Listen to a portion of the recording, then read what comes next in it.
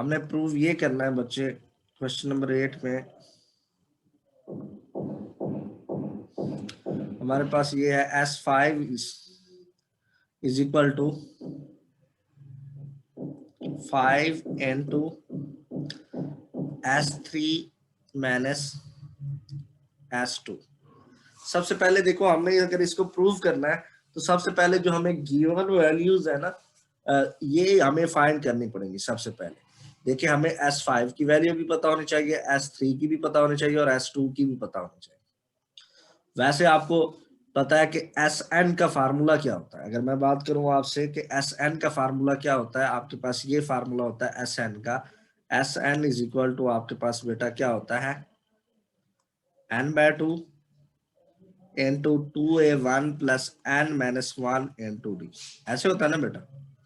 अब हमने S2 find करना है, तो उसने कहा S2 में n की जगह इधर तो हम 2 पुट करेंगे। वैसे आपको क्वेश्चन में S2 की वैल्यू क्या गिवन है, देखिए उसने खुद बताया गया कि S2 is the sum of 2n terms. तो इसका मतलब है S2 में n की वैल्यू आपके पास 2n आएगी। क्यों मैंने लिखी है, आप क्वेश्चन रीड आउट कर सकती हैं, उसमें लिखा हुआ है कि n की वैल्यू S2 क्या है, एक्चुअली S2 जो है वो आपके पास सम ऑफ 2n टर्म्स है। इसलिए सर हमें इसमें तो सिर्फ ये लिखा हुआ है कि if S2, S3, S5 are the sums of 2n। हाँ, तो देखें लिखा हुआ ना, सम ऑफ 2n टर्म्स। S2 जो डिनोट कर रहा है वो किस चीज को कर रहा है, 2nth टर्म को, 2n टर्म्स को डिनोट कर रहा है। तो इसलिए 2a1 एज इट इज, जहां पे भी n है उसकी जगह हमने 2n पुट करना है। हमने क्यों पुट किया है, आपके सामने एक क्लियर है कि हमारे पास S2 का क्या मतलब है। S2 जो है वो आपके पास सम ऑफ 2n टर्म्स है।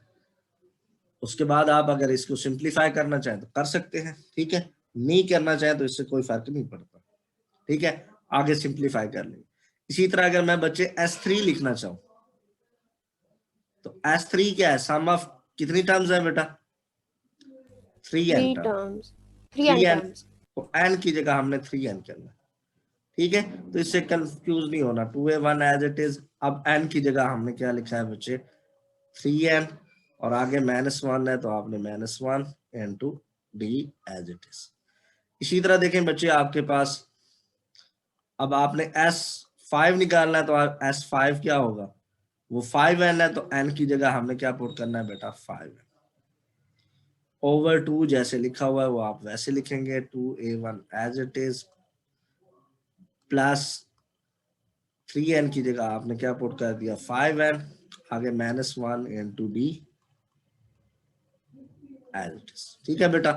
अब देखें लेफ्ट हैंड साइड, देखें ये तो S5 है, क्वाइट इजी है, ये तो हमारे पास पता है हमें, तो इसलिए हमने राइट हैंड साइड चूज करनी है। तो राइट हैंड साइड हम चूज कर रहे हैं और उसमें वैल्यूज पुट करें।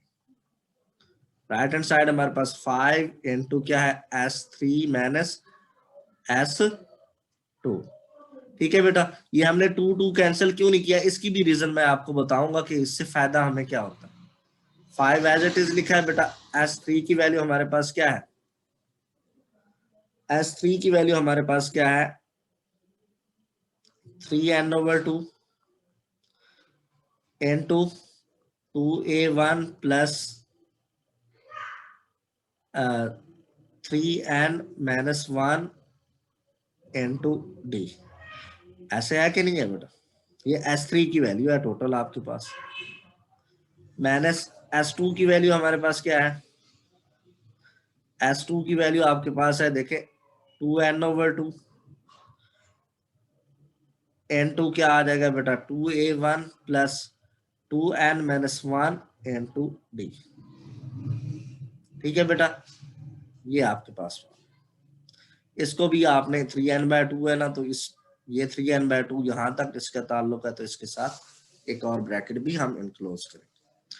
अब देखें आपके एक्सप्रेशन में सबसे पहले मुझे ये बताएं कॉमन क्या चीज आ रही है।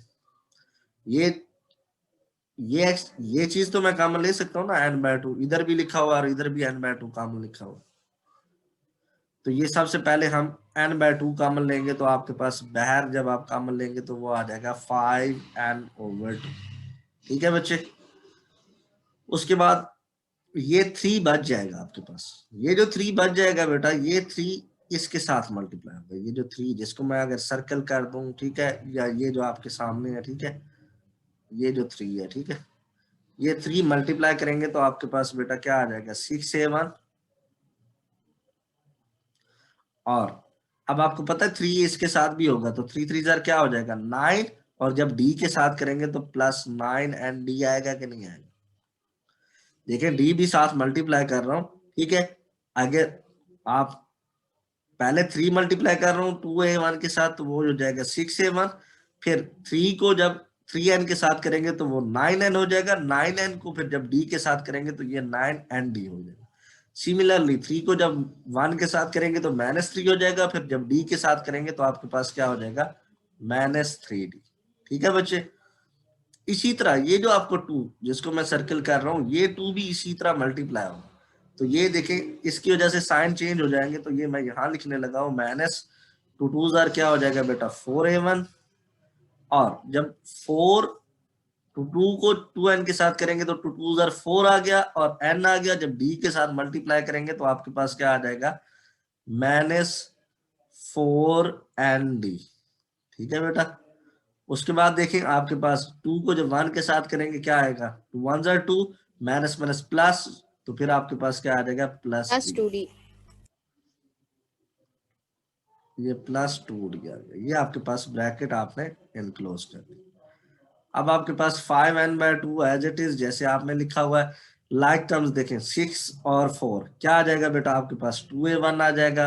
अब 9 है, 9 में से 4 चला जाए तो आपके पास क्या आ जाएगा 5nd।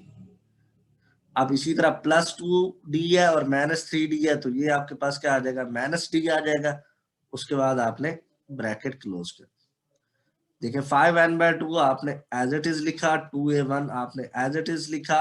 अब इन दो टर्म्स में क्या कॉमन आ रहा है d, तो आप इनमें से d कॉमन ले, आपके पास क्या आ जाएगा 5n-1 आ जाएगा। इसको अरेंज कर लो तो आपके सामने है कि वो किस चीज के इक्वल आ रहा है बेटा 2A1 as it is, 5n-1 को पहले लिख लो और d को बाद में लिख लो, तो ये आपके पास क्या आ जाएगा S5 which is equal to left hand side,